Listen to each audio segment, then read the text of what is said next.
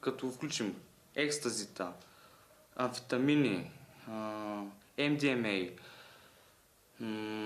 пико, кока, марихуана, опитвал съм всякакви наркотици, гъби, хероин съм опитвал, но лично моята употреба беше концентрирана върху алкохола и синтетиката. Нали, кока и алкохол ми е любимото. Как започна всичко, първата ти употреба и защо?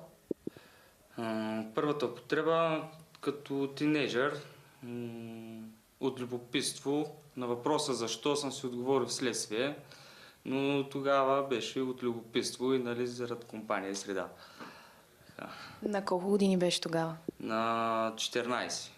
Какво употреби? Всъщност първата ми употреба с алкохол на 13. Трева първата употреба.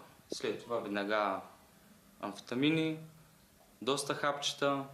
Стигнах до тук, когато приех, че имам проблем. Аз нямам проблем точно с конкретно с едно вещество, имам проблем де факто със себе си.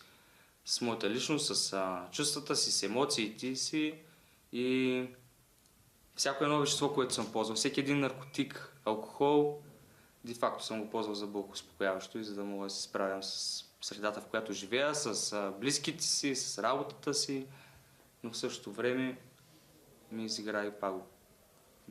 Беше пагубно за мен.